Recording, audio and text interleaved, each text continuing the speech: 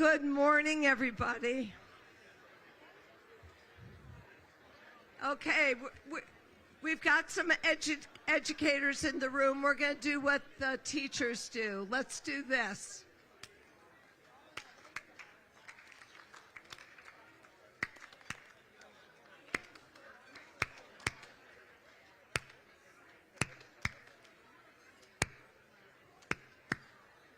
Okay, folks. Thank you all. I'm sorry to interrupt because this is exactly what the breakfast is for us to see each other and be together. The Suzuki School Quartet did already finish up, but they deserve a thank you.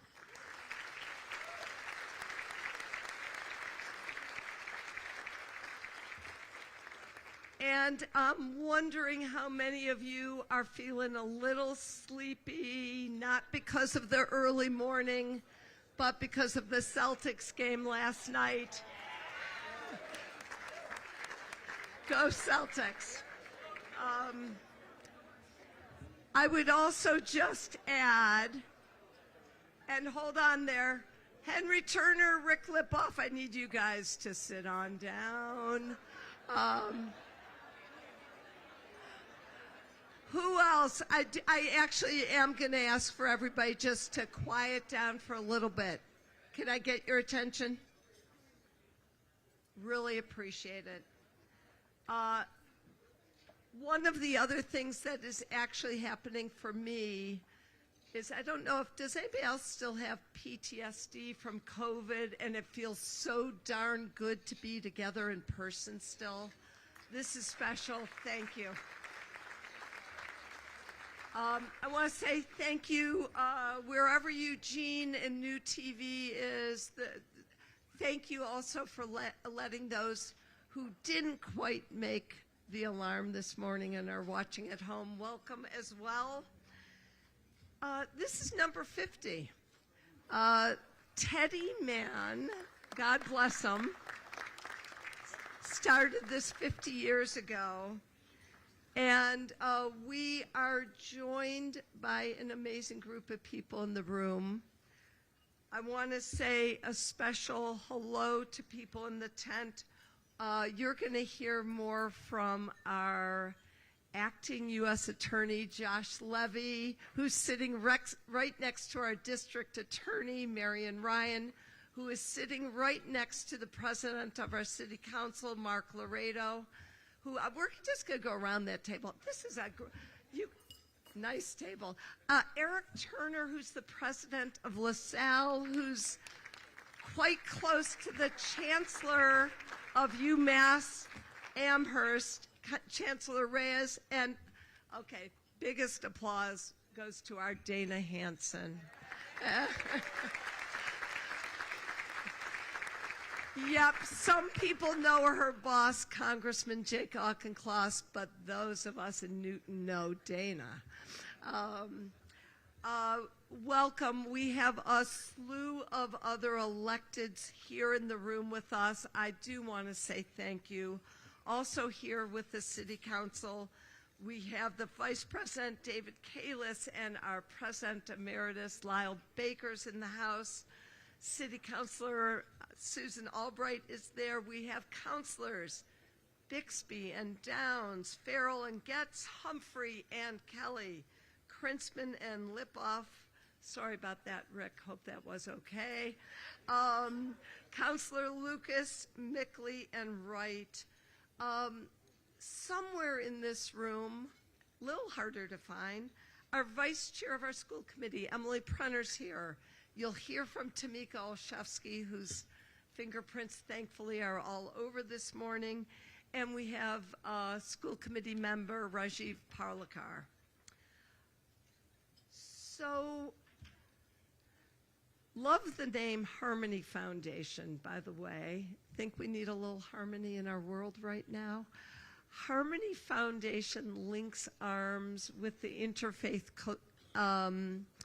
Clergy Association with some secret sauce from one other special person who's going to be really mad I've done this.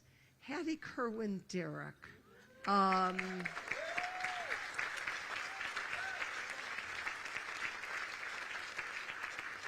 Together, they make us be together, and it's both the most simple goal and the hardest one in the world, to help our community build understanding and respect across racial, ethnic, and religious divides.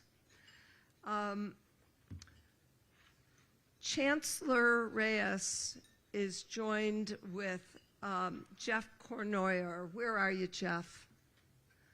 Somewhere way over there. Okay, so they're our hosts today. They have been consistently welcoming to the Newton community, residents, our city, youth groups, and much more. Thank you for again hosting us this morning. I welcome you to come on up, Chancellor, and say a few words.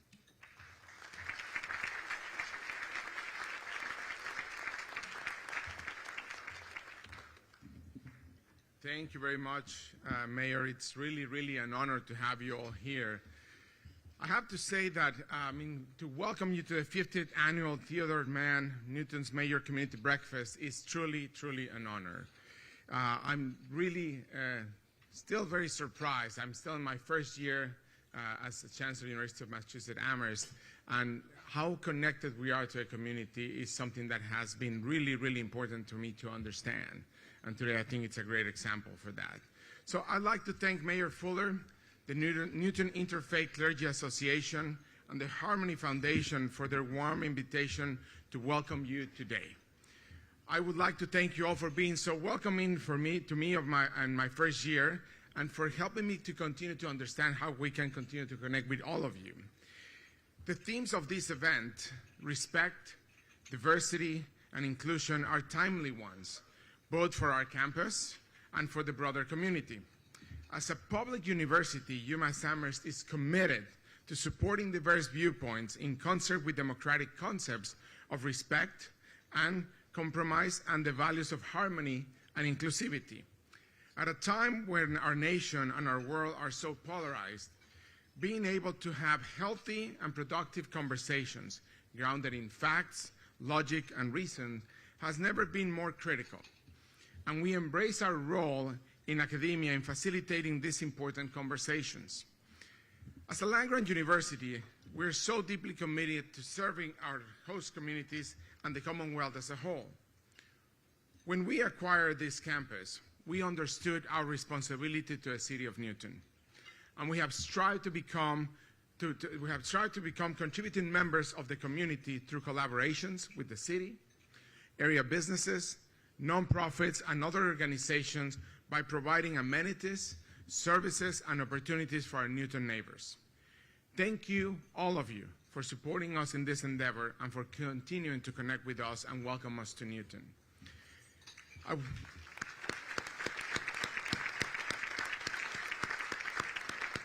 As the mayor has mentioned, there's so many city officials, state, as well as federal representatives here today.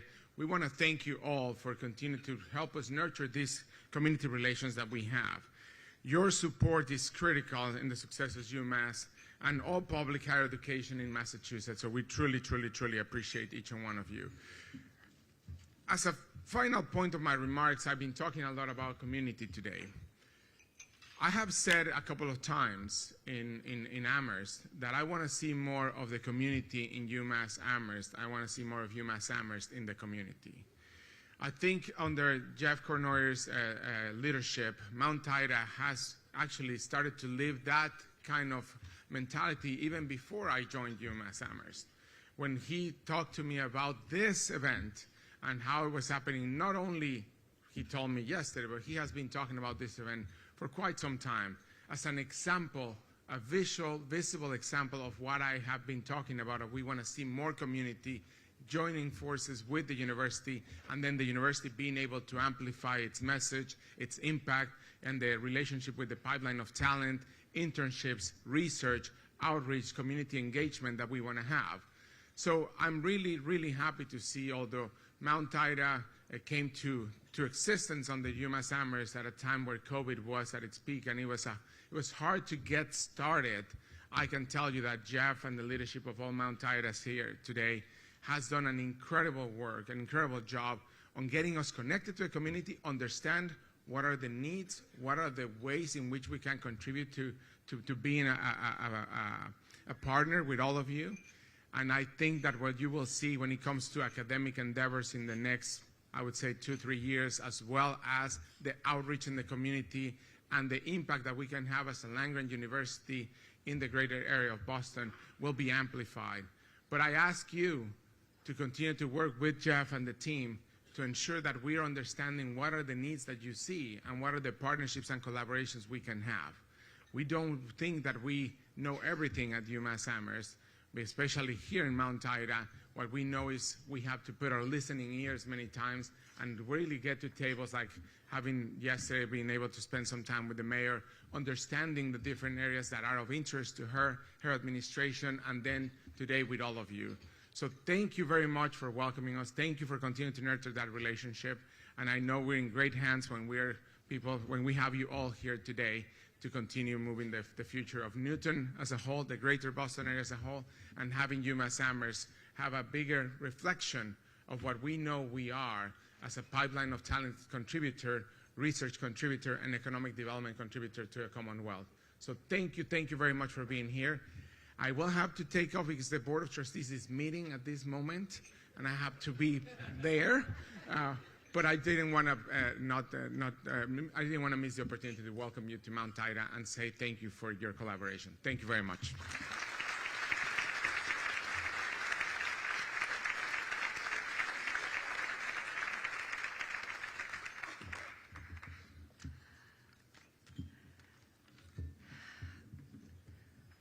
With a particularly grateful heart in these days of troubled times and religions sometimes coming in conflict, I'm especially grateful to welcome up Reverend Cheryl Kerr from our United Parish of Auburndale, the Vice President of the Islamic Center of Boston, Sadia Balak, and Rabbi Keith Stern from Temple Beth Ovadah to represent our interfaith clergy here this morning and lead us in an invocation.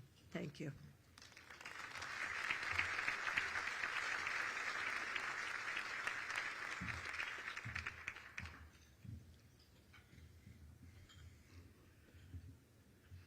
I'm tempted to lead off by sharing in the tradition of my ancestors with a joke.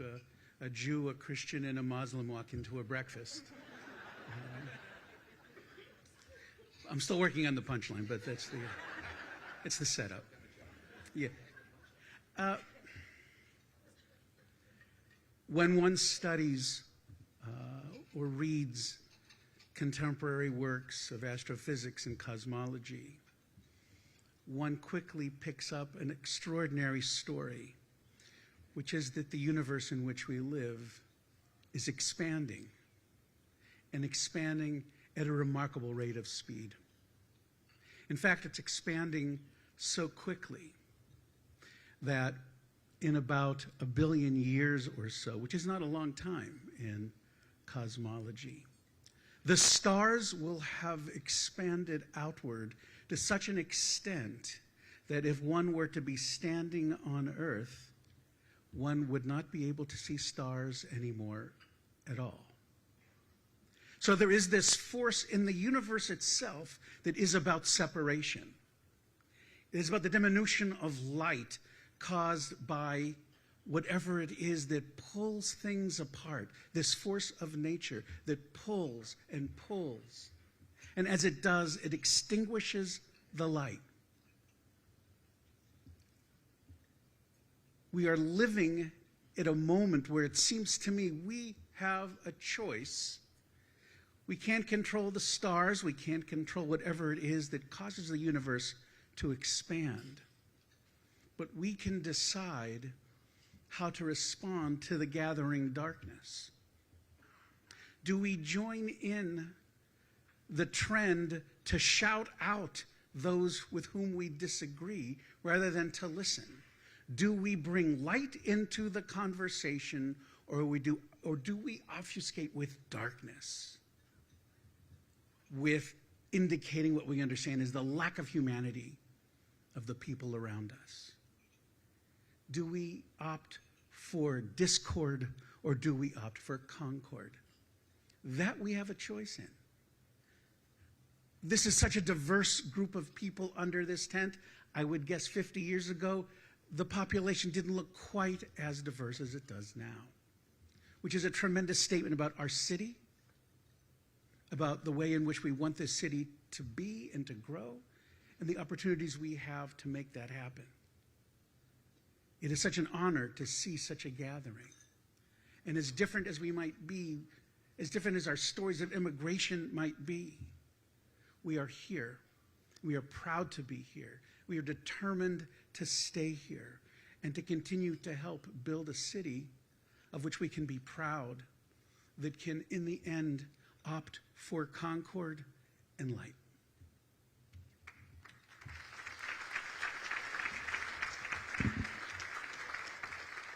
Assalamu alaikum, may peace be with you. And it's kind of really interesting that what I've written follows what Rabbi Stern has just spoken about.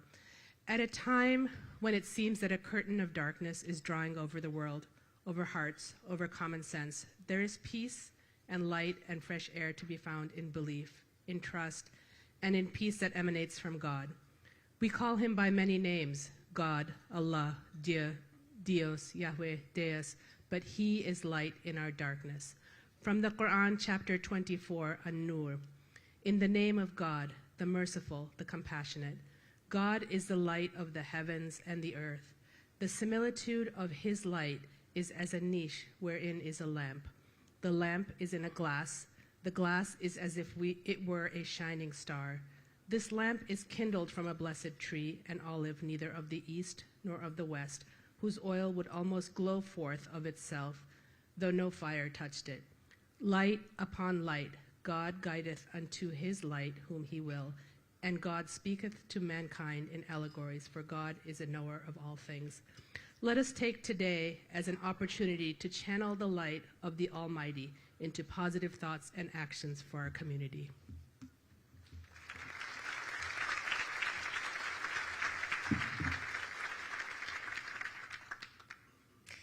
And so how do we take these words, how do we take this gathering, how do we take this spirit with us as we move through this breakfast, as we move through the work that we do as leaders, that you do as leaders in this grace city? I'm reminded of the prophet Hosea, who speaks for God when he cries out about how devastating the world is, how divided the community is, how it feels like everything is falling apart, and then remembers that God loves all of us so deeply, and I know that we are called to love as well. We are called to love, and what that means is to see the humanity in one another and in all others, and that doesn't mean just those we agree with, but it especially means those we don't.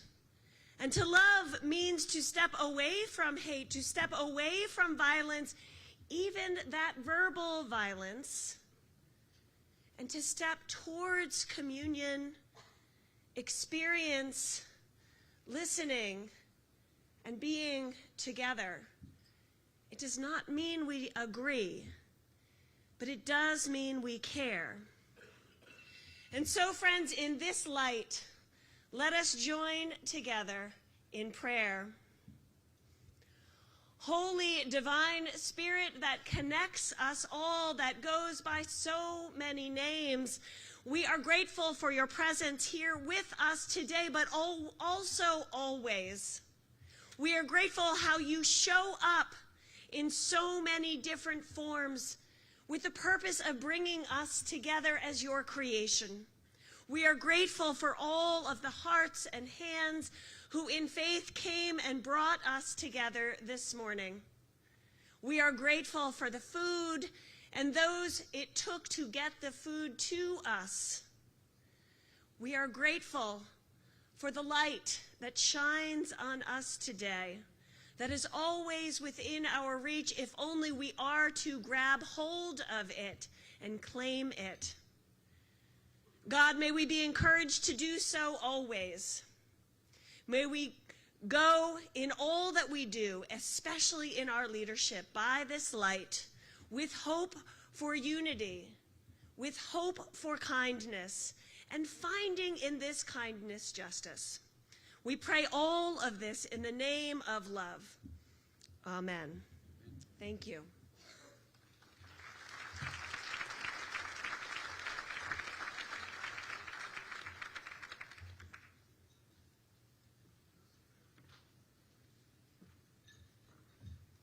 And we're in for a treat. We are welcoming the Newton South Madrigals, their conductor, Benjamin Youngsman, and somewhere in there, I believe, is their accompanist, Christy Liao.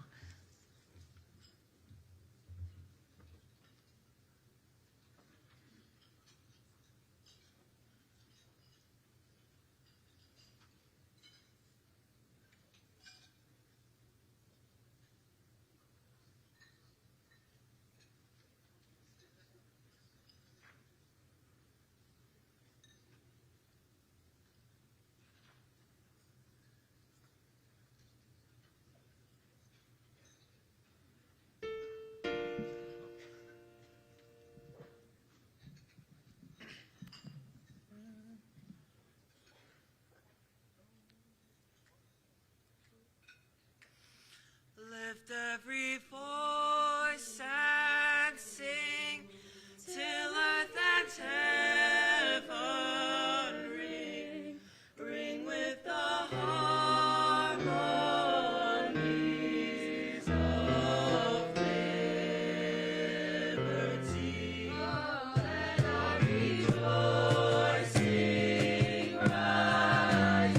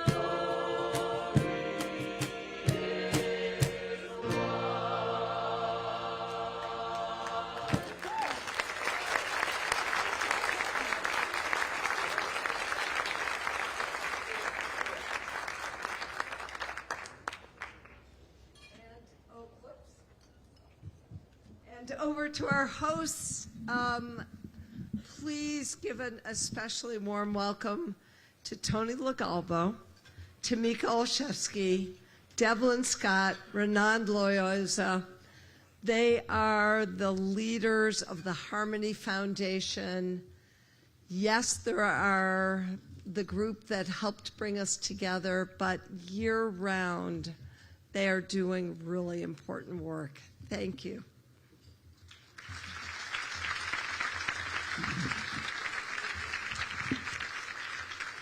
Thank you. It's great to see everybody here this morning, and it's a beautiful morning that we always hope and pray for. Some year it'll be raining, but not today. I'm scrapping my 15-minute speech because we're running a little behind, and Tamika kicked me when I get to 2.5 minutes. So 50th anniversary celebration of the Theodore D. Mann Memorial Newton Mayor's Community Breakfast. We usually, when we get to the second year of doing something for a second time, we call that a tradition. So what do we call 50 years? It must be meaningful to the community for it to have lasted this long. And for Ted Mann to have started it, kicked it off, and hoped that it would continue, we still say thank you, Mayor Mann. And we thank him for kicking off the Harmony Foundation as well. It was his idea. And we are 34 years old this year. That's hard to imagine. A couple of things to say. In this book, there's a little bit about what the Harmony Foundation has done recently. This is technically a fundraiser for the Harmony Foundation. It's interesting that in the last couple of years we haven't raised any money from the breakfast because costs have gone up so sharply.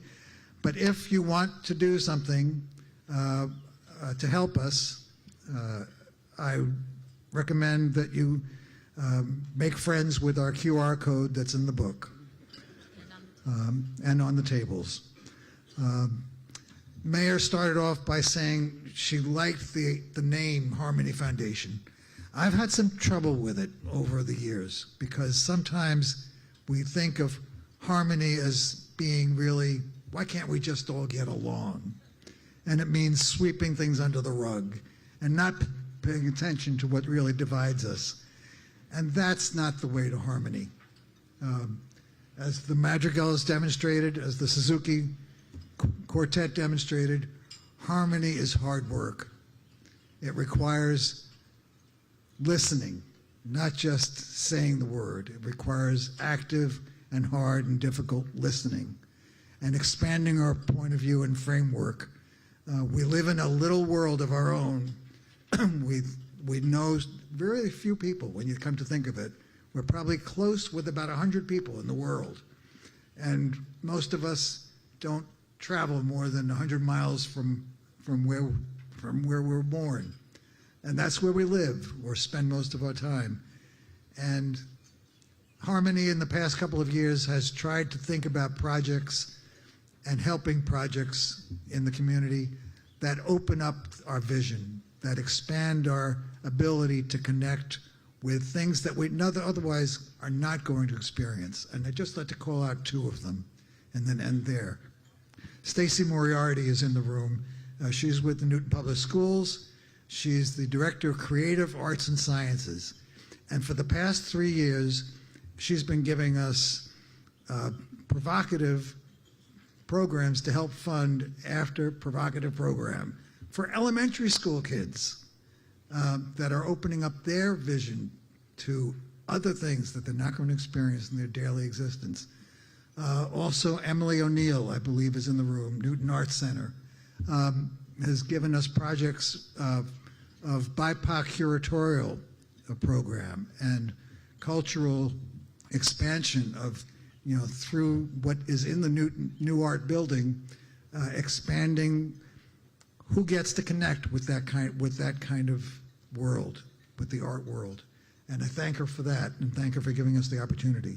So I'll close there. I hope you have a great day. I hope you can help us, help the community, and it's a privilege for us to be doing so. Thank you.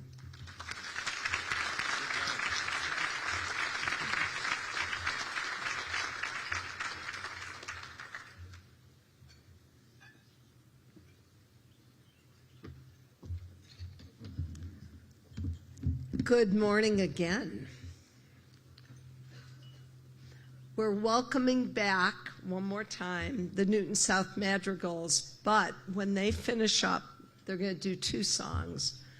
We have to give them a huge round of applause because these young people are heading back to campus, and you know what today is? MCAS days. So, a special round of applause.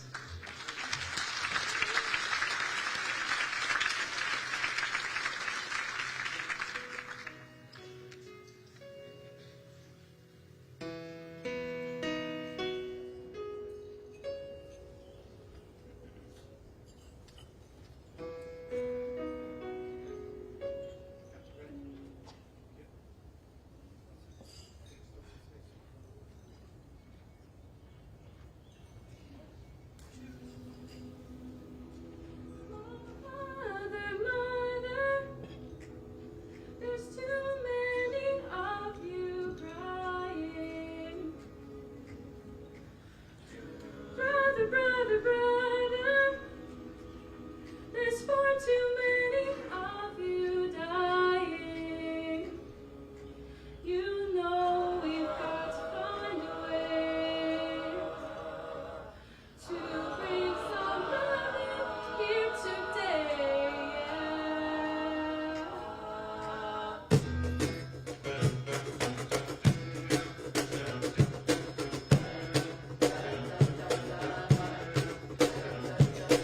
Mother, mother,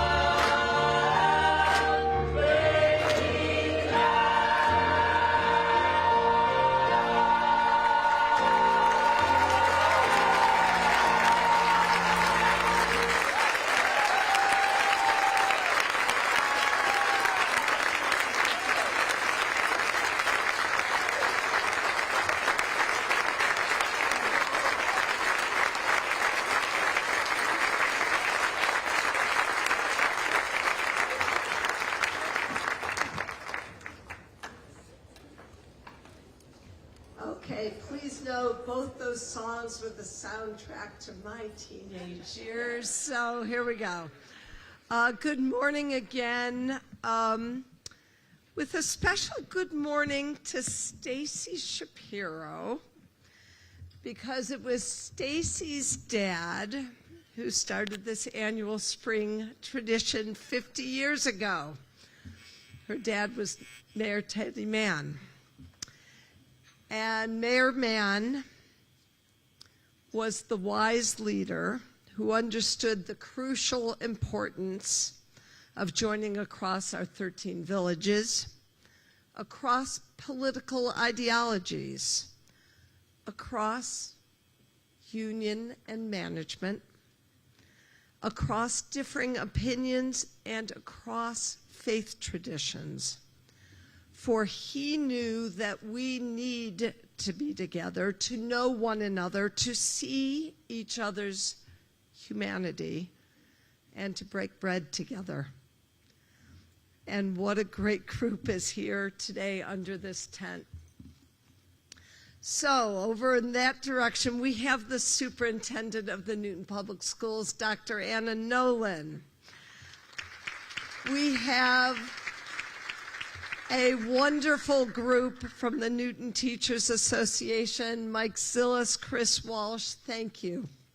We have in between, it seems apt, doesn't it? Hattie, nice job on placing the tables. We have a lot of our PTO council leaders and school committee members. Over here we have Fire Chief Greg Gentile, who's sitting with the leader of our Newton Firefighters Association, Mark Rizza. And close by, our superintendent from the Newton Police Department, George McMains. Okay, I'm going to suggest something. Don't keep clapping. Your hands are going to be really tired. At the end, we'll do that. How about that? So we have, yeah, okay. Rabbi Garden-Schwartz and Rabbi Stern are in the tent, as is, you've already met, Sadia Balak, who is a leader in the Islamic Center in Boston. We have Episcopalians, Unitarians, Protestants, interdenominational congregants, the Baha'i community, the Cooperative Metropolitan Ministries, and might I say, some people who are agnostic or perhaps even atheist. We're all in this tent, in this community together.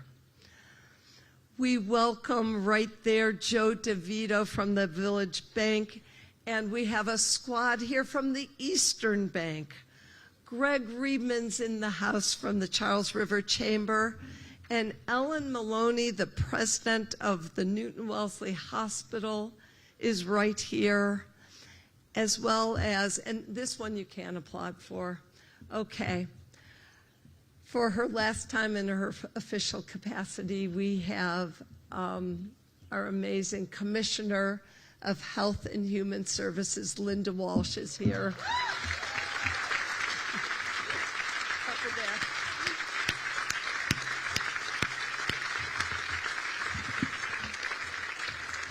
She's retiring in just a couple of weeks. We have Bill McQuillan from Boylston Properties. A developer is here. And yep, also here is Kevin Kelly from the Carpenters Union. We have wonderful people from the John M. Barry Boys and Girls Club, the West Suburban YMCA, the Rotary Club of Newton. Family Access is here. The Newton Food Pantry is here. The Newton Community Development Foundation, the Second Step, Forge, Newton Community Pride are all around these tables. Folks from Green Newton and the New Art Center, Fig City News. Bruce is here not just covering it, he bought a ticket. Bruce, thank you. Newton Conservators is here. Can Do, the Indian American community of Newton. So why am I saying all these amazing organizations? Because you are Newton. You are the ones binding us together, and I'll echo Rabbi Stern, when the centrifugal forces in this world are pulling us apart. And oh yeah, our community is hurting. We're worried not just about the future, we're actually worried about today. It truly feels like the wars that are happening overseas are bringing real trauma to our villages here at home. And I applaud you for getting up this morning. I actually applaud you for day after day going out and serving, because what I am also seeing is sometimes that urge to retreat into our homes or stay among like-minded people, withdrawing into our cell phones and down the rabbit holes of the internet and video games and social media. Boy, that pull is strong, isn't it? But the more that we can be together and know each other, share some Cabot's ice cream served by Joe Prestigion, stop by the Waban Village Day to see Chris Pitts play, hear klezmer at the Allen Center that Adrian Hartzell-Knudsen hosts with the help of Blair Sullivan and Newton Community Pride. And I believe I saw Gloria Gavris in the house. Hello, Gloria. The more you can stop by the Newton Free Library to pick up a book recommended by one of Director Jill Mercurio's librarians, the more we do all of this, the better our chance is that we have a chance of grasping that harmony to which I know we all aspire. For, as I just called you a rabbi, Cheryl, sorry, Reverend Kerr just said, there's a lot of love in this room. I am not alone in loving this community and loving Newton. And I need your help. We need your help. For our community does not just happen because we happen to share some zip codes. We have to so intentionally reach across our differences, and as the kids just sang, build those bridges over our troubled waters. So one of the things we're doing, we're working with Dr. Anna Nolan and her team, with the city councilor, John Oliver, and anybody else who is willing to lend a hand. We know, for example, we want to bring a facilitator in and help all of us, help how we actually do understand each other better and build on those bonds that were created 150 years ago. It's Newton's 150th birthday this year, by the way. Happy birthday to all of us. We Newtonians are feisty. We speak up loud. Unfortunately, we sometimes shout at each other. And yet we are really close neighbors at the same time. And we've got to find a way to rebalance better. So let me close with this. Henry Turner, this is one of yours. I got an email last week, it may have been the week before. The subject line is "A Little Ray of Hope." I opened it, and in it were the remarks of Gavi Berkman. He's a senior at North. And Gavi wrote about constructive engagement and bridge building.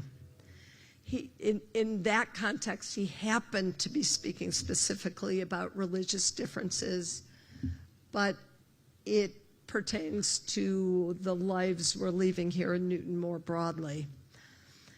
Gavi talked about the necessity of communicating, yes, with honesty, but also with care, with an open mind and a sense of curiosity.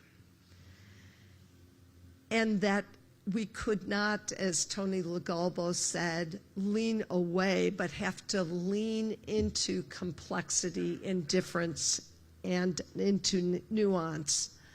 And most of all, this was his closer, that all of us have to keep mastering the skill of listening deeply.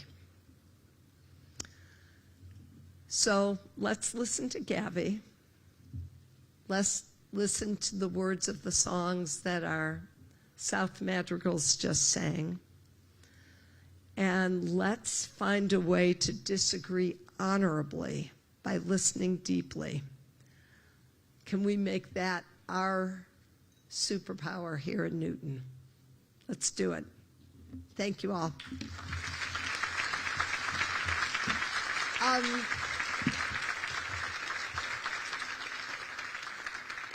Our district attorney, Marion Ryan, is going to introduce a friend, a neighbor, our acting U.S. attorney. Marion.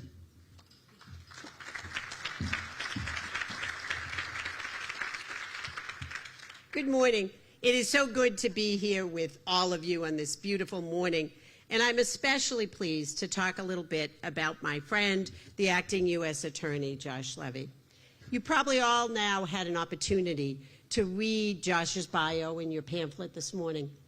And that bio alone explains why just a year ago this week, the President appointed Josh to serve as the acting U.S. Attorney for the District of Massachusetts. But that doesn't really tell you the complete story of why we are so very fortunate to have him serving as our Chief Law Enforcement Officer. And to think and to look a little bit further behind his credentials, I want to talk about first the fact that Josh, and this is so important in that job, enjoys a reputation for unparalleled integrity, for having a collaborative mindset, and probably most importantly, for truly understanding the privilege and the responsibility that come with leading an office that wields such enormous power over people's lives. And Josh understands that.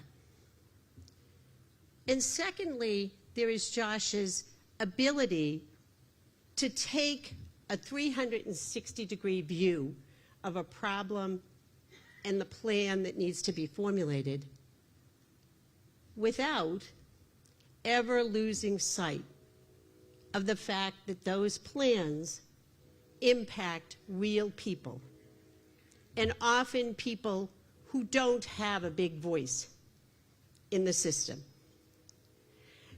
Before he took this job, and in a time which, as the mayor mentioned, now seems very far away during the pandemic, Josh and his partners were tasked by the court with helping us to deal with the population of our jails. And we sort of forget that jails are congregate housing settings, and that those who were in custody, those who work there and their families, were at great risk.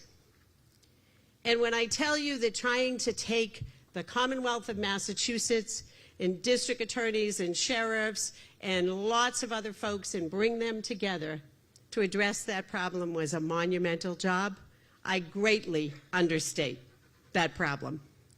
And we spent literally hours and hours and hours, often on Sunday afternoons and in the evening, on the phone because we couldn't get together, working to do two things: to comply with the court's orders about what we had to do, and Josh kept us on task doing that every week. But Josh really never lost sight of the fact that we weren't just moving widgets around. These weren't numbers.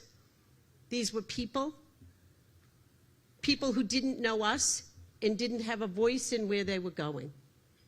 And I was incredibly struck by the fact that in addition to his regular work, he was able to take on all of this, get it done, and keep that focus.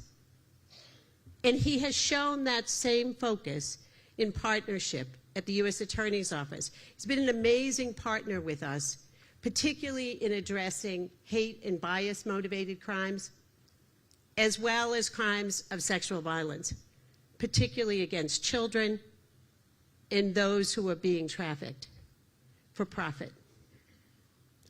And finally, what I think we all want in any setting is someone who listens, who thinks before they speak, and above all, someone who is generous of spirit.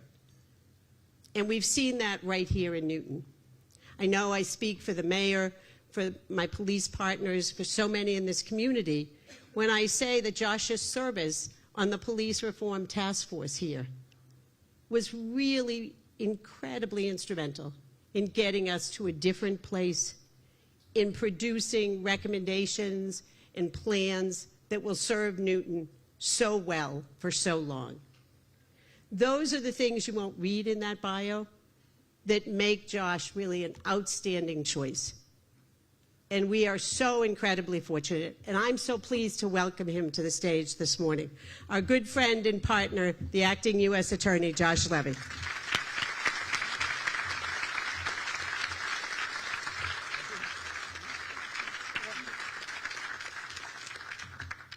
I'm quite touched by that introduction, Marion. Thank you so much. Mayor Fuller, thank you for having me. My 91-year-old mother lives at LaSalle Village, where Eric is the president. I wish she could have been here to hear that introduction. I'm not sure she'll believe me when I tell her about it, and she may reserve time next year for a rebuttal. But thank you, Marion. It really meant a lot.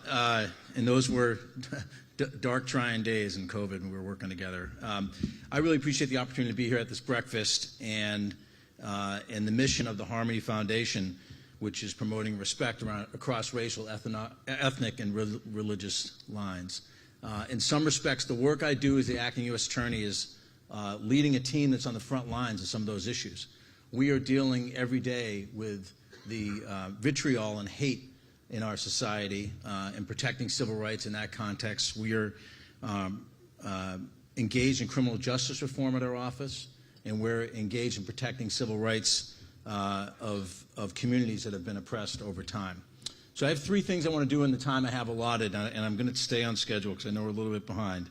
I want to just tell you a little bit of what the United States Attorney's Office is, because a lot of people don't know exactly what we are. I want to tell you a little bit about my journey and how I ended up there, and I'll keep that brief since Marion covered a lot of it.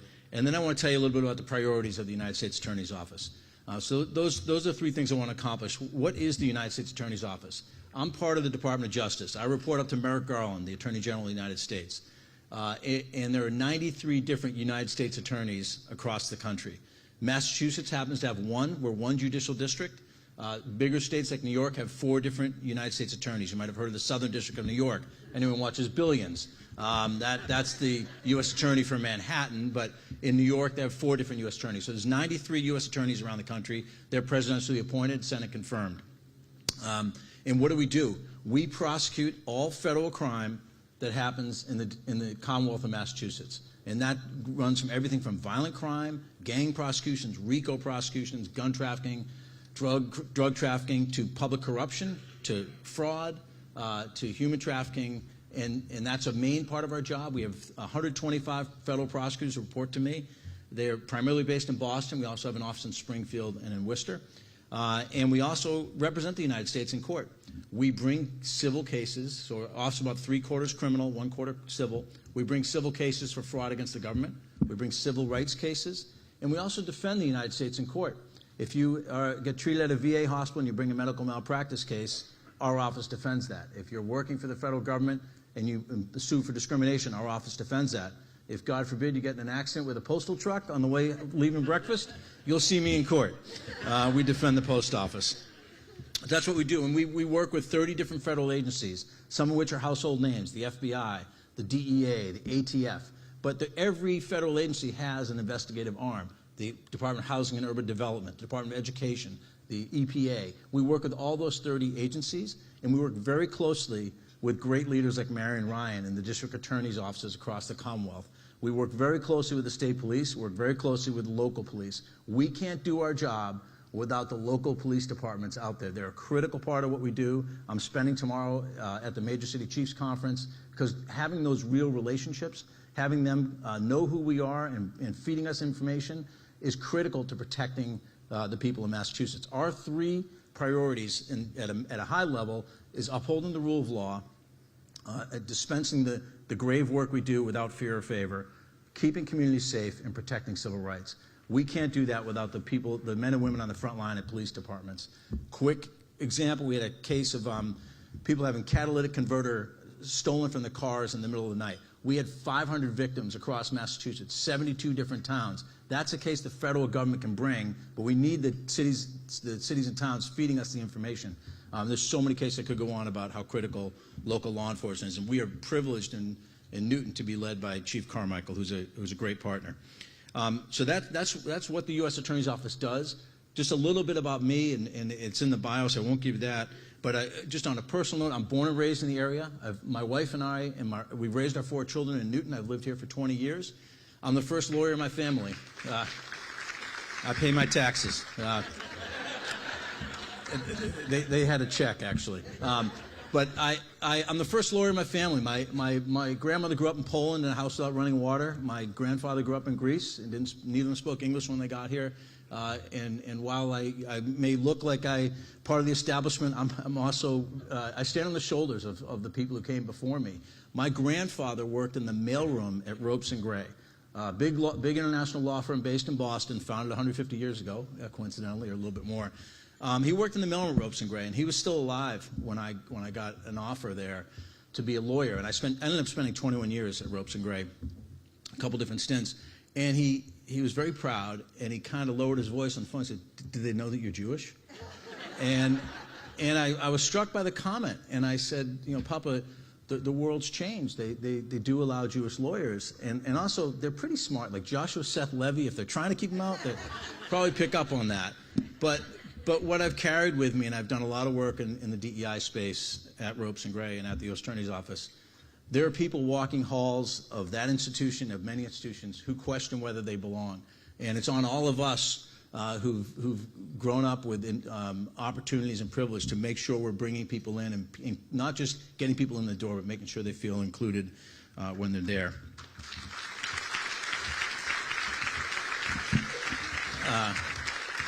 So I spent a couple years at Ropes & Gray. I was hired by another great Newton resident, Don Stern, who was the U.S. Attorney in 1997, to be an assistant United States Attorney. It was my dream job. I loved it every day. I would distinctly remember walking to work saying, I cannot believe I got paid to do this job. I get to go into court and be the voice for the voiceless. I get to advocate for victims. I was in the office when 9/11 happened, and I got assigned to a squad that worked on our response. And take you back 23 years, as a state, as a country, we didn't know what we were dealing with in terms of the intensity of that threat and what else was coming.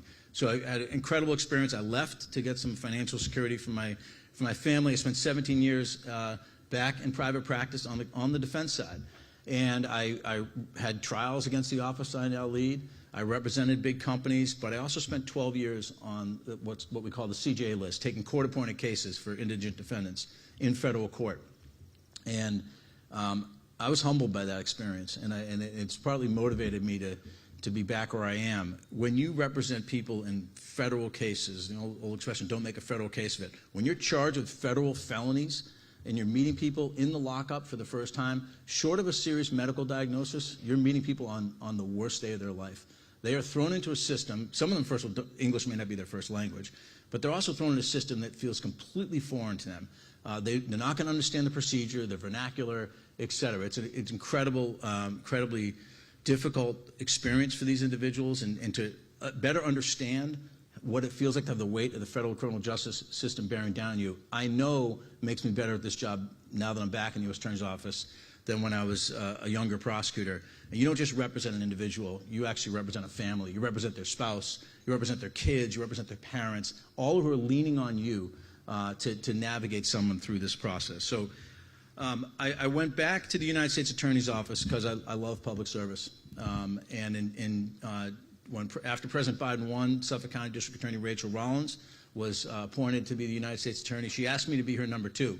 I was actually going for the number 1 job, but she offered me the position of the number 2, first assistant in the United States Attorney's Office, and I took it.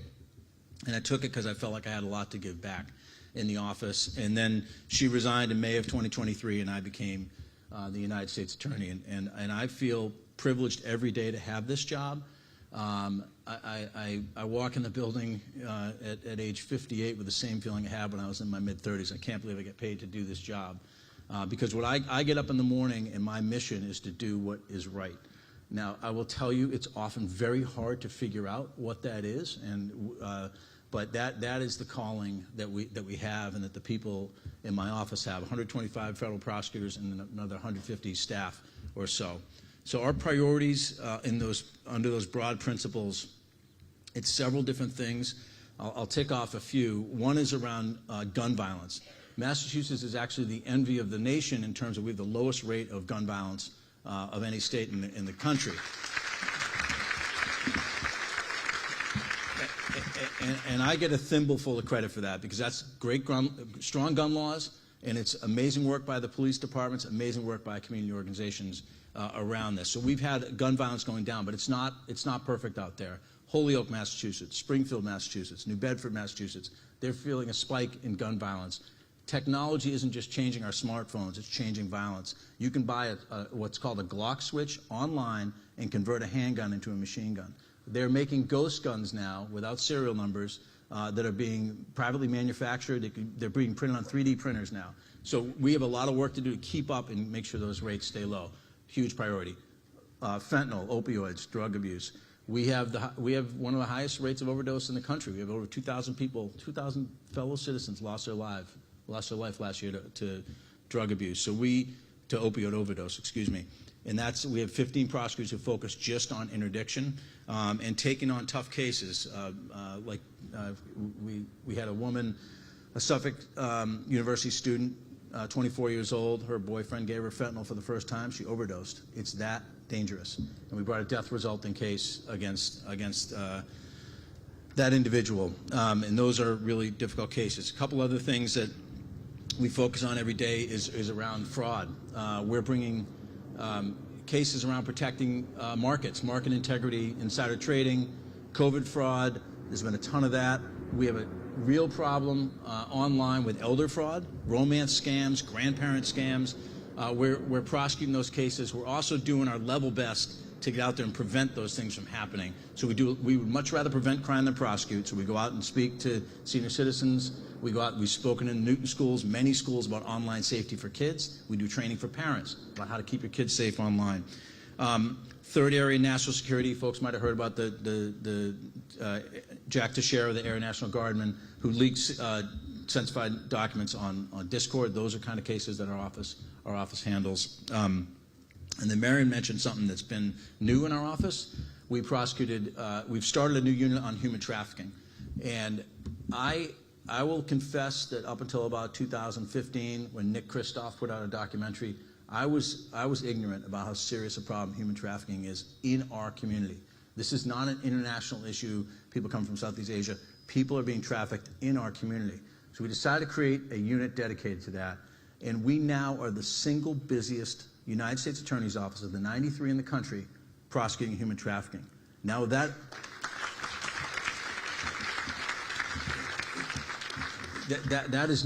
That is not because Massachusetts has a unique problem with trafficking. It's because it's happening. It's women being through force, fraud, and coercion, being forced to sell themselves. It's minors being trafficked for profit. So that is a really important area for us. Two other areas I'll mention, and then I'll sit down. Is first of all, after being away for 17 years, two things really struck me. First is how vulnerable children are in our society. If you have kids, please get smart about what's on their phone. We have strangers coming at our kids every single day on those phones. We have a lot of cases of sexual exploitation, child pornography, contact offenses with minors that we prosecute. Absolutely huge priority for our office. Second, the other thing that's so striking is how much hate there is in our society. We have cases of, we have criminal prosecutions of individuals who've burned a church, a black church in Springfield, threatened to bomb synagogues in Attleboro, threatened to kill doctors at Children's Hospital providing gender-affirming care, attacked a man simply for being Asian and engaged in hate crime. That is happening. October 7th was kerosene on that fire, and it's gotten worse. So we go out in the community. We try and educate the public about what's hate crime, what's hate speech. Hattie asked me to speak about maybe the Bill of Rights. I can't get through all 10 amendments, but those are they live and breathe in our office. The First Amendment, the line between hate speech and hate crimes, and we do value speech in our country. One thing I say to the community when I go out and speak: we don't ask you to be First Amendment scholars. If you've been a victim of a hate speech or a hate incident, report it to the FBI. 1-800-CALL-FBI. Let us figure out whether it's a crime we can prosecute. Whether it's something Marion Ryan's office can do. We partner all the time with DAs and AGs. So that's a huge priority for us, is combating hate. And I would encourage you, if you're interested in what we do, to follow us on LinkedIn. There's cases happening. Just today's newspaper, if you want to read about what we do in our office, we brought a very important civil rights case against a man who ran sober homes. And what he was doing was, sober homes, the people who live in sober homes are very vulnerable. They're often coming off addiction. They're often ordered to live in those homes by a court. And this man was demanding sexual acts from women in order to forgive them for late rent or abate their rent. He was demanding that they send nude pictures of him. We held that man responsible for $3.8 million for those brave women who came forward and testified. We also announced a case yesterday against a healthcare company that makes lead blood testing devices, point of care for pediatricians. The company knew their device was defective. Hundreds and hundreds and hundreds of kids across the country went in, got a lead paint test, came out that it was normal, and the company knew that device was defective. They paid $42 million, and they committed to finding as many victims as they can on that. So those are important cases that we're bringing. And it's not an easy job. We also have a case in the newspaper today of a man who took out a contract to kill a witness in his case, 2 rival gang members, and was coming after 2 people who work in my office. So it's grave, important stuff. Marion had it right. But I'm just going to leave you with one closing comment, because when I do speak, some people ask me, how do you keep up hope? How do you're dealing with child exploitation and hate and Mayor Fuller was sort of going around the tent and talking about the different words or different work that people are doing here. It makes me think about a Robert Kennedy quote from 1966 that I really find very inspiring, and it helps you get up and do what's in front of you. Each time a man, should have been a woman too, but each time a man stands up for an ideal or acts to improve the lot of others or strikes out against injustice, he or she sets forth a tiny ripple of hope, and crossing each other from a million different centers of energy and daring, those ripples build a current which can sweep down the mightiest walls of oppression and resistance. Do the best next thing in front of you. Let's all keep doing it. We'll keep the hope going, and we are in some tough times, but we have the power to change that. And I just thank you for listening to me. I'll be around if you have any questions, and thanks for inviting me today.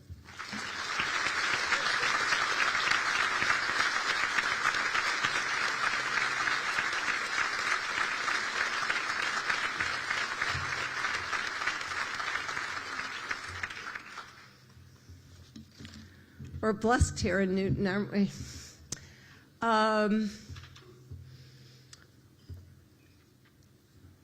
We're going to talk about 4 people. have been sending forth a lot of ripples and are the antidote to some of those other behaviors. If I can, Susan Paley, come on up.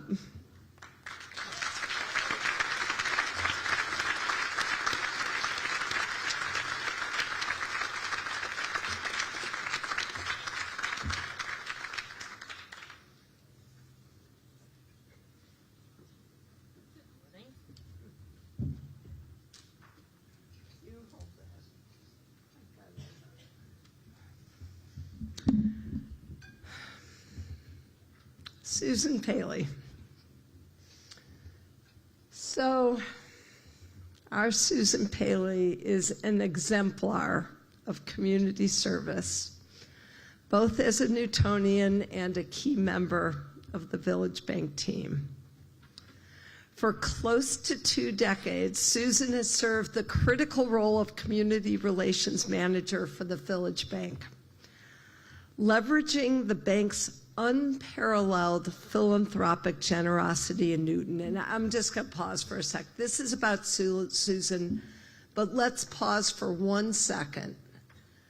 The most generous corporation in the city of Newton is the Village Bank.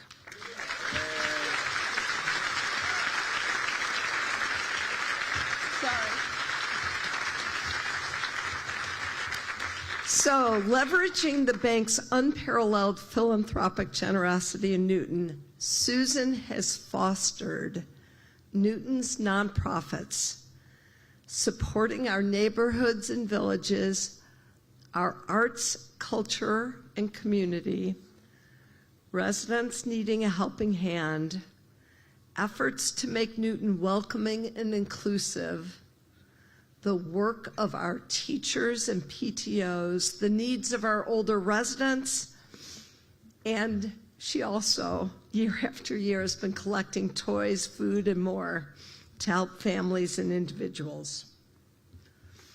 Joe, Susan has brilliantly led the Village Bank's Community Commitment Initiative, coordinating the expansive village volunteer efforts while recruiting scores of bank employees who, by the way, always look happy.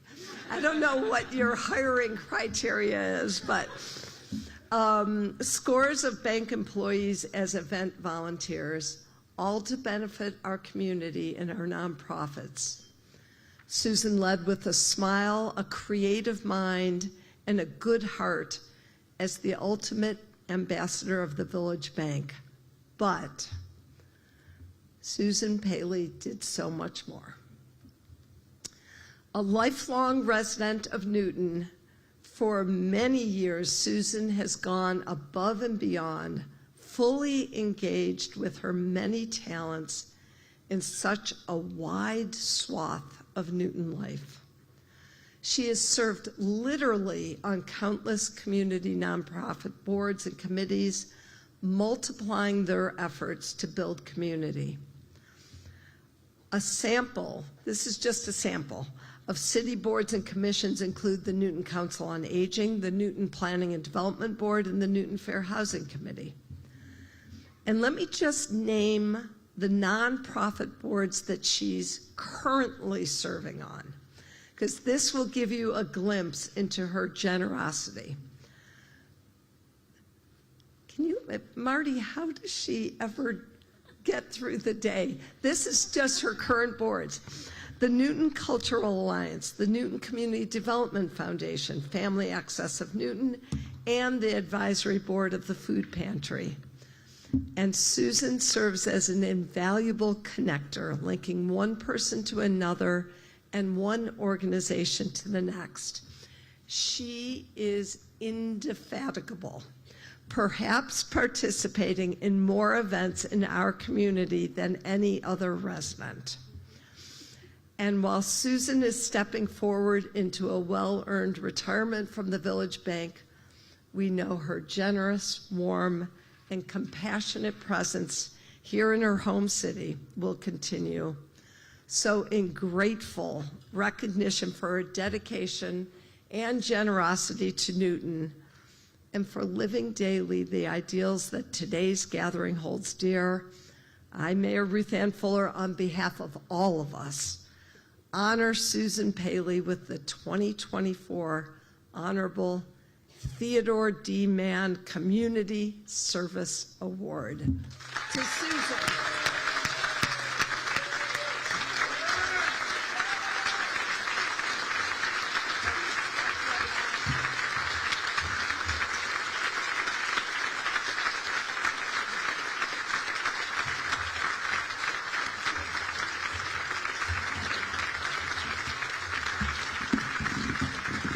We have heroes among us, and we have another hero among us, Karen Pierce.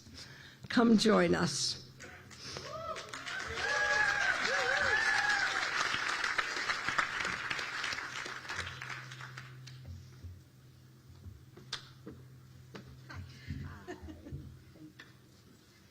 There we go.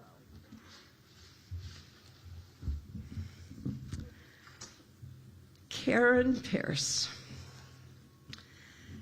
Karen Pierce has contributed to our community in so many magnificent ways for decades. She directed and guided our special needs program within the Parks, Recreation, and Culture Department with extraordinary care and commitment to our athletes with disabilities and their families. With her love for people, her infectious humor, and her collaborative spirit, Karen earned the respect and affection of certainly the team within Parks, Recreation, and Culture, colleagues from the Newton Public Schools, supporters from Newton Athletes Unlimited, and parents and athletes across Newton. Over 40 years of service in the field of therapeutic recreation. Karen, in partnership with Mark Kelly. Let's hear it for Mark Kelly.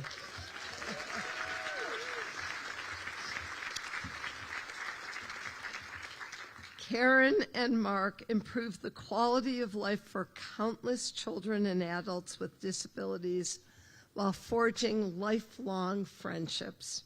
She fostered positivity and provided meaningful volunteer and coaching opportunities. And most of all, she showered athletes with love and encouragement.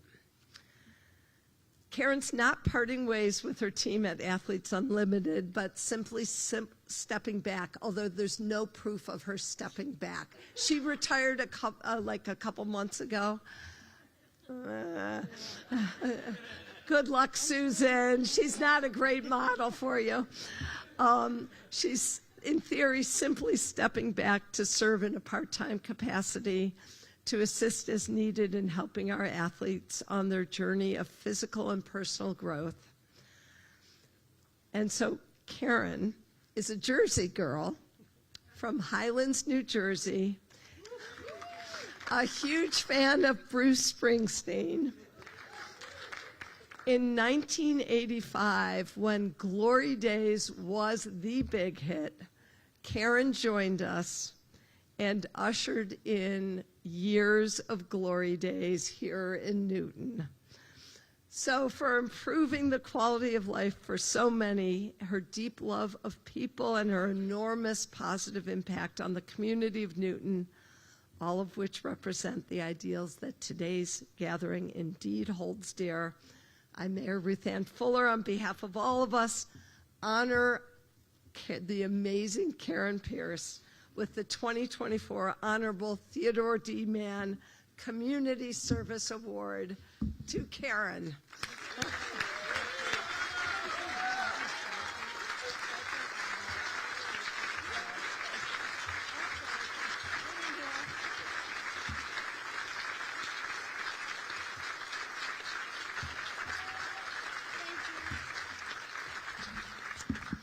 Okay, I'm welcoming up 4 people here. Could both Representative Kay Kahn and Representative Ruth Balzer join us, as well as President Mark Laredo and our former past president, Susan Albright, join me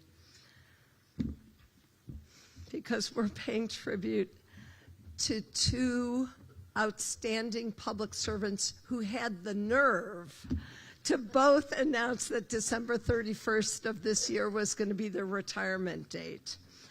And we have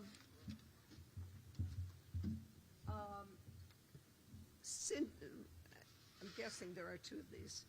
I'll find them both. State Senator Cindy Karim really wanted to be here to join in this. She sent along from the entire Senate and the Senate Speaker Spilka her regards.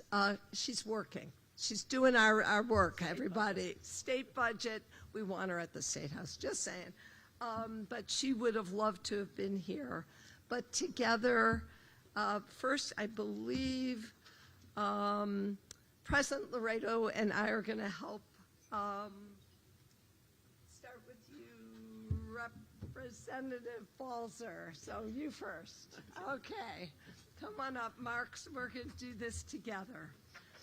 A tribute to Massachusetts State Representative Ruth Balzer.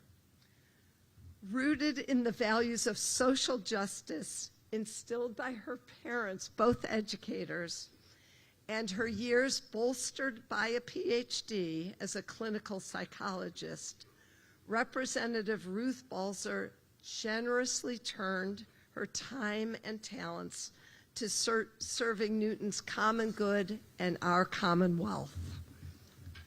Representative Balzer has lived here in Newton in Ward 8 to close to 5 decades. She was first elected in 1988 to serve on our Board of Aldermen. She was reelected for 3 more terms in that role as residents respected her advocacy for Newton's public schools, which her sons Jonah and Micah attended. Most people appreciated the stop signs she championed to improve traffic safety, and everyone was grateful for her advocacy to expand the requirements for automatic sprinkler systems in the wake of a deadly fire on Route 9 in Newton in 2000. Representative Balzer continued to lift up the concerns of Newtonians in her impressive career as a state representative, where she is now serving her 13th term. She was an early and persistent leader for codifying progressive mental health and behavioral health policies, including expanding addiction services. She cared about women, leading the legislature to require gender equity in insurance premiums. During the early chaotic months of the pandemic, she helped write the legislation requiring nursing homes to track and report COVID within their facilities. Grounded in her love of Hammond Pond, Hemlock Gorge, the Charles River Reservation, and Crystal Lake, she not only earmarked resources to strengthen them, thank you, Representative Balzer served as the lead House sponsor of the 2022 Public Lands Preservation Act, ensuring open space is still just that for years to come. It's a big deal.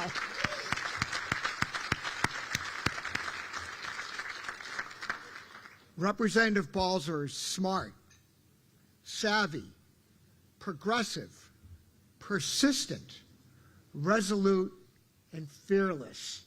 She builds coalitions and works beautifully with our State House team, Senator Karim, Representative Khan, and Representative Lawn, and as a result has been an effective and positive change maker. For her tremendous positive lasting impact on our city, I, Mayor Ruth Ann Fuller, on behalf of all of us, pay tribute and extend our deepest gratitude to Representative Ruth Balzer.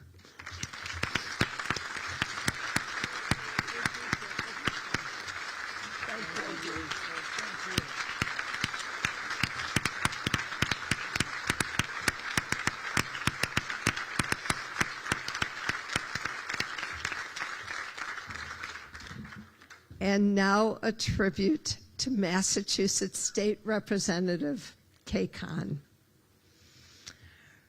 Representative Kay Kahn is not just the longest serving member of Newton's distinguished state delegation, assisting Newton in the Mass House of Representatives for nearly 30 years, but also is an extraordinary leader, exemplary Newtonian, and wonderful Lower Falls neighbor. She brought to the State House her warm heart and many lived experiences, from enjoying ballet as a youngster to serving as a pediatric nurse at Boston Children's Hospital, to helping people in her private practice in Newton for close to two decades after earning a master's in psychiatric mental health and raising, with her beloved husband Nasir, her 3 children, Tira, Zafar, and Alex. Representative Kahn has effectively championed many projects in Newton. We can thank her, for example, for the implementation of everything from sound barriers to bike trails to protections for the Charles River. She stepped forward as an early champion of the Newton Cultural Alliance and the Allen Center, staying involved meeting after meeting, year after year. Legislation supporting public education, the needs of our youngest to our oldest, and help for people in dire straits facing mental health, housing, discrimination, or criminal justice challenges, always had her vote. And while one project has eluded her so far, she has been a consistent, persistent, and when needed, insistent advocate for improving the accessibility and frequency of service at Newton's 3 commuter rail stations.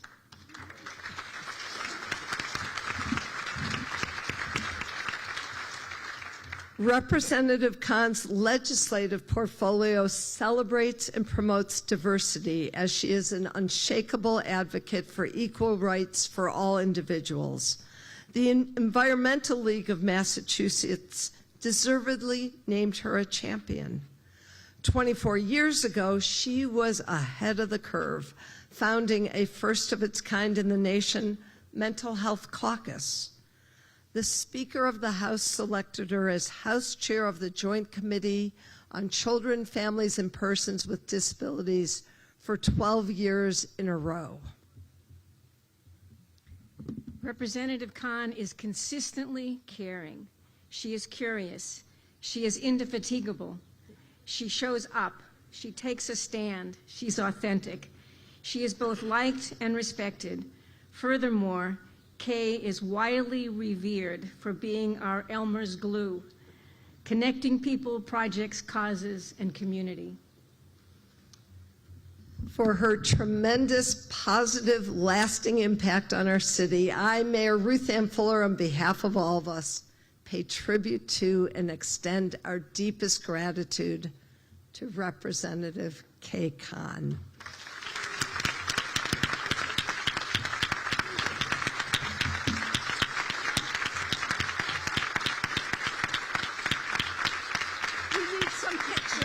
Pictures. How do we want to do this? Hold on. We want, okay. Well, you two, I'll have your back. We'll do them together and separately. Mark and Susan, somehow come on in here. Got it? Perfect.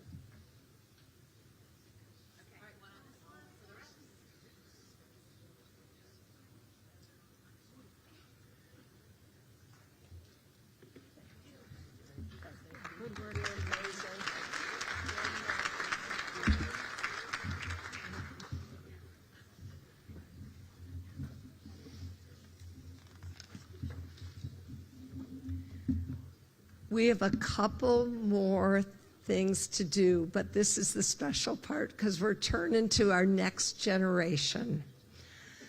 May I invite Liz Tavares, the president of the Rotary Club of Newton, and our very special Newton Public Schools superintendent. Please welcome Dr. Anna Nolan as well for the Anthony J. Bibbo scholarships. to Newton's high school students.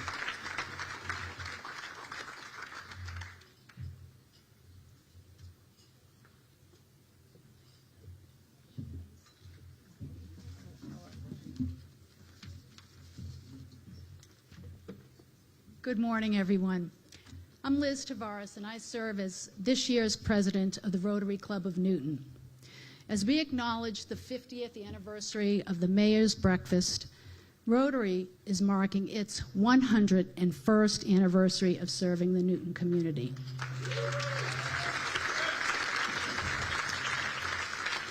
I'd like to extend our thank you to the Harmony Foundation for all you do and for always including Rotary at these scholarships awards. These scholarships are named after Tony Bibbo. He was a founder and a longtime leader of the Harmony Foundation. He also served as the executive director of what is now called Family Access. And he was a recipient of many national professional accolades. Tony was a cherished member of the Newton Rotary Club from 1980 until his death in 2018, whose dedication and warm spirit was felt by many. Throughout his tenure, Tony exemplified the Rotary ideal of service above self, consistently demonstrating an unwavering commitment to his community and to the betterment of those around him. It has been said that his legacy is not only what he did for the community, but in the way he did it. He was patient with everyone. He made sure everyone's voice was heard, and he never interrupted anyone. He never lost sight of his overarching mission of bringing people together. And now, every year, we honor and we remember Tony and his commitment to the ideals of Rotary by awarding student scholarships in his name. Helping others is what Tony did and who he was. And it's what Rotary does and who we are. Please join me in welcoming Superintendent Dr. Anna Nolan to present this year's recipients of the Tony Bibbo Awards. Thank you.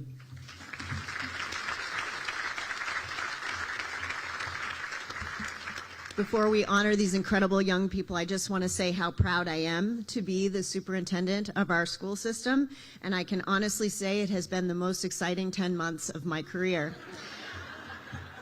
Thank you all for checking in and making sure that you support the Newton Public Schools. Don't worry, I'm one of 9 girls, and I grew up in a house with 1 bathroom. I know how to live in high conflict society. But I think you know that the schools are certainly the crucible right now of geopolitical forces, family values, and we're also responsible for making sure that students can indeed lead the next generation of our communities. So what's most important is how we hold each other in a community of care. And I just want to say that this breakfast is certainly a symbol of all that Newton does well. An active community comes with bonuses and challenges, but how we care for each other is how we must show our children how to lead for the future. And I just want to say a thank you to our governance team, the school committee, wherever you are, and the city council. Our administrators who are here and our teachers, thank you. But most importantly, I would also like to uplift parents and students, our PTO leadership, and also our Newton Teachers Association, my colleagues here, who offer close care and co-leadership of our district and are on the front lines of making sure that our children are cared for and loved. So thank you to all of you. So, over 30 years, we'll just say, at this very time period, I was a Rotary Scholarship recipient at the high school level before I matriculated to Middlebury College. So this is such an honor to be able to pay this forward. So first, I'd like to ask Hibak Ali from Newton North to come on up here so we can honor you.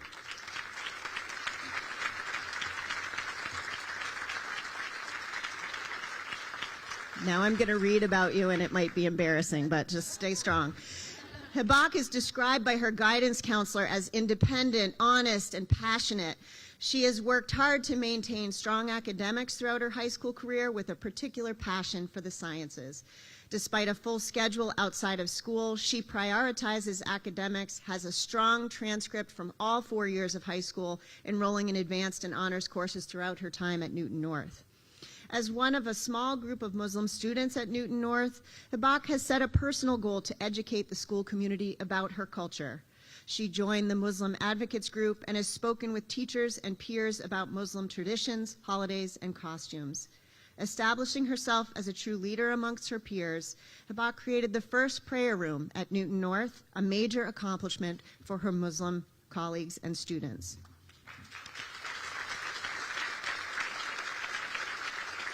Hibak has become involved with many other communities in Newton. She is a member of the Black Leadership Advisory Council as well as a participant in the MECCO program.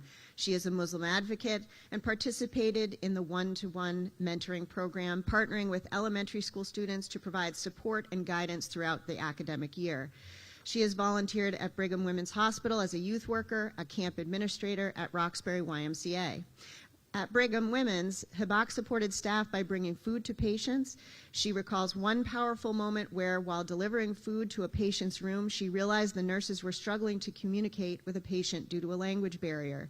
She recognized that she spoke the same language as the patient and was able to communicate her needs to the staff and help the nurses communicate about the patient's medical procedure.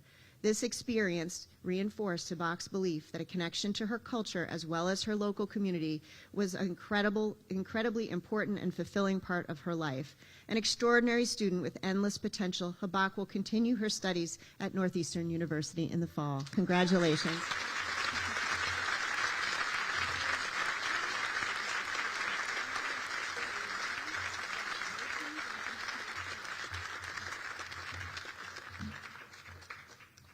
Our second student, also from Newton North High School, Jamin Goldberg. Come on up and we'll celebrate you.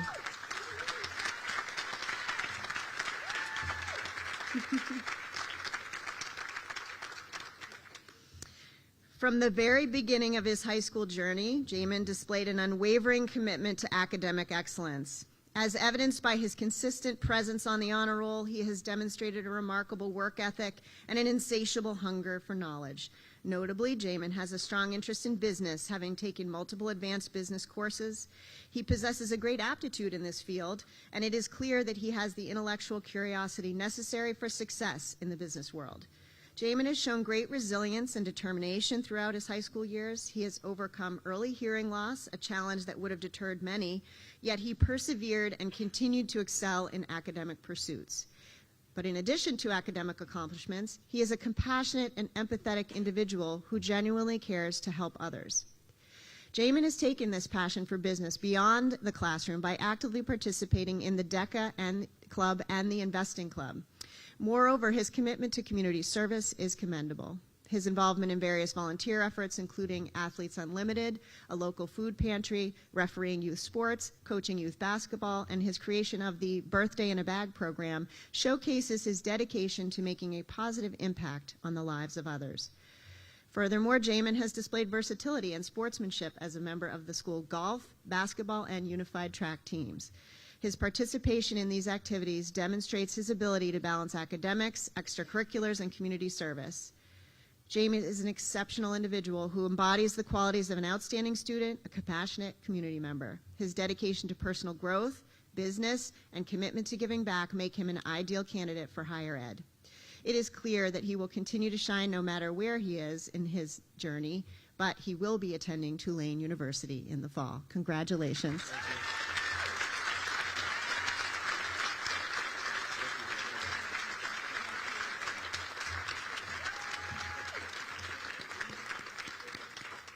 And now we'll call up Fabricio Gonzalez Estrella from Newton South High School, our final recipient.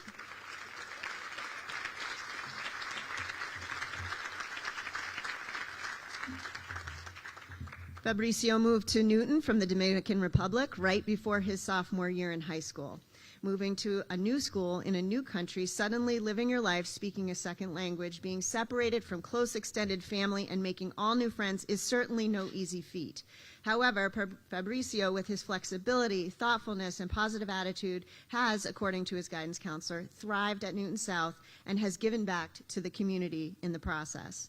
Described as a gentleman, a good listener and thinker, an intelligent and hard worker, and an athletic and caring leader, Fabricio not only excels in his own work, but also notices the efforts of others, expresses appreciation often. He is a skilled soccer player and a collaborative team player on Newton South's soccer team. Fabricio has provided strong and consistent support to the school's Spanish program by serving as a teaching assistant during his sophomore and junior years. We have jobs when you come back, just so you know. He is patient and conscientious, and his work has been highly valued by the faculty. During his sophomore year, Fabricio founded a program where he collected outgrown soccer equipment from the South community and transported it to his home country. There, he donated it to all children who otherwise would not have had the resources to buy this equipment themselves. Soccer plays a big role in the Dominican Republic, bringing joy to children struggling with poverty. Fabricio's role in organizing these drives has made a real difference in the lives of these children. Fabricio's dedication to others is exemplified by his annual soccer gear donation program, and he will continue his studies next year at Babson College, where he will study business. Congratulations.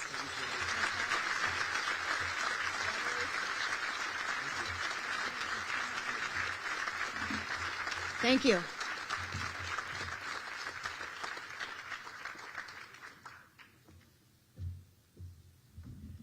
We're turning to our young people to be our last two speakers. I welcome both Grace Kai and Emma Zhang to join us from Newton's Youth Commission. Come on up.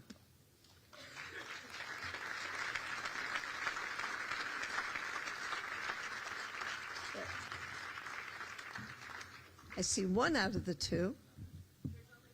There's only one. Sorry, last minute change. Come on up to close us out. Hi. Okay, no pressure. Good morning, everyone. My name is Grace Kai. I'm a senior at Newton South High School. I've been a member of the Newton Youth Commission for 2 years now, and I'm so incredibly honored to be speaking here today. In my experience with community building, civic engagement, and public service, everyone has always promoted this key idea of being the change you wish to see in the world, or to make the world a better place. However, it is also well known that change is slow and gradual. There is no immediate solution to more significant issues in, say, global warming, education, racial and gender inequality, the list goes on. The process of creating change is lengthy and tedious, almost torturous. Hopelessness starts to seep in after you've devoted months, years, or even decades to a project and you still haven't reached your end goal. If you look around this room, every person here has probably seen at least one issue in their community that they want to help extinguish. It can be as small as fighting for better dorms at your college, or as big as ending poverty in the United States. But everybody here has a vision for how they plan on bettering their community. And not to get all existential, but how do you combat that fleeting confidence in yourself and whatever movement you wish to support? How do you cope knowing that no matter how hard and passionately you fight, you may not see the ideal community you're fighting for? When I started working in public service, I struggled immensely with impatience. I second-guessed every step, wondering if my voice was too small to make a genuine, real difference. And there's no definite, tangible solution to this fear. No YouTube tutorials can instantly restore your confidence and make your goals a reality. However, a change in my mindset can significantly improve your insight. There are so many aspects of the world that I want to tackle and help fix. One of the most personal being the freedom and restoration of Tibetan culture as a Tibetan American. But does that mean that I'll be able to check it off my bucket list in the next 10 years, or 20 or 50? It's highly unlikely. But I can think of my work as stepping stones to a larger goal. The world is complex, and there are 8 billion people, each with thoughts and opinions that may not correlate with yours. You may not be able to change the minds of all 8 billion people here, but you can do your best to fight for these issues, ask these tough questions, and promote your solutions. Through that process, you can inspire others to carry on that goal and push the movement forward. To summarize, public service is a complex and demanding field. You can devote all your blood, sweat, and tears towards a project, and that doesn't seem to be gaining traction in your eyes. However, choosing optimism and understanding that your contributions are immensely worthwhile, no matter how big or small, is essential to creating change. Thank you.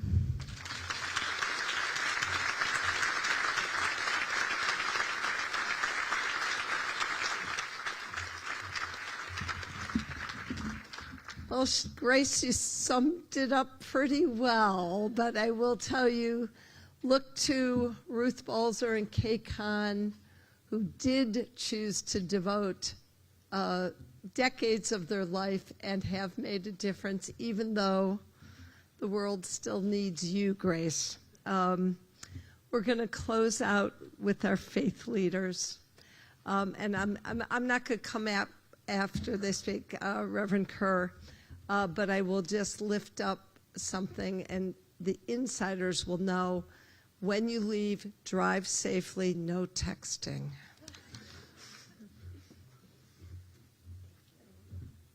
And thank you all so much for joining us this morning, even in the midst of your very busy lives and work and day. Friends, just as a blessing, as we move on into the rest of our day and the rest of our year, resist the pull of society and, dare I say, this universe, away from the stories and experiences of our neighbors, and lean towards the light that is kindness and love. Channel this divine light into positive thought. Live the hard work of harmony, listening, working together, and go now in the loving of our neighbors and in peace. Amen, and God bless.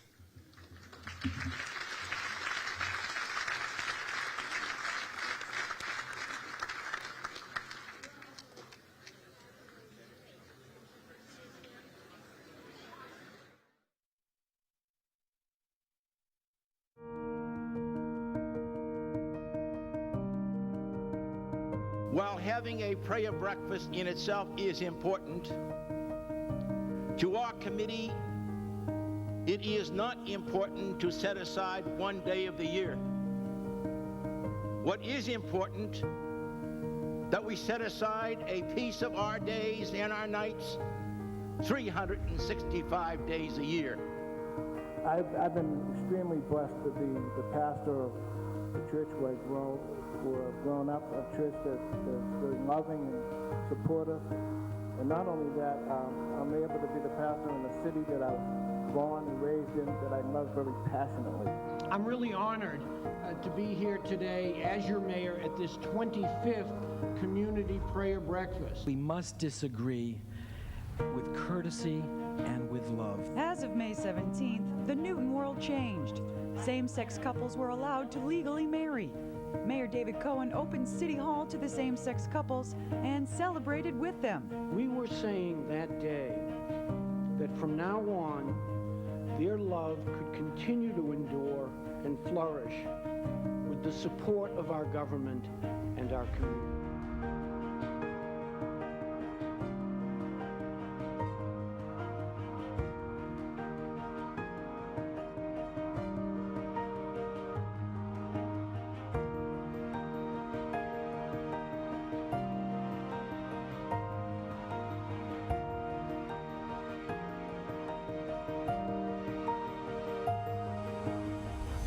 Pray for those who are sick and dying, and for those tending to their care.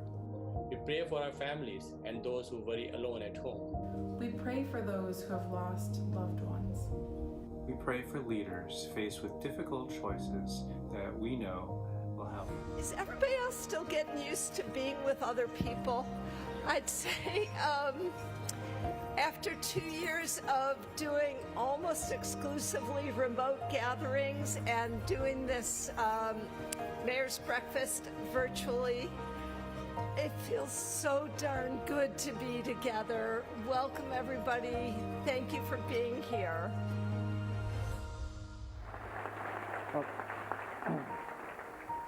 Well, so we get the program off it. We did promise we'd have you all at 9 o'clock. I'm kind of stunned. This isn't the first time this has happened to me this month. Earlier in the month, the board of directors and the staff of the Newton Community Service Centers, for some reason or other, I guess the word got out. I've generally tried to be a quiet person, but I guess things do leak. And I just celebrated my 35th year as executive director of Newton Community Service Centers, and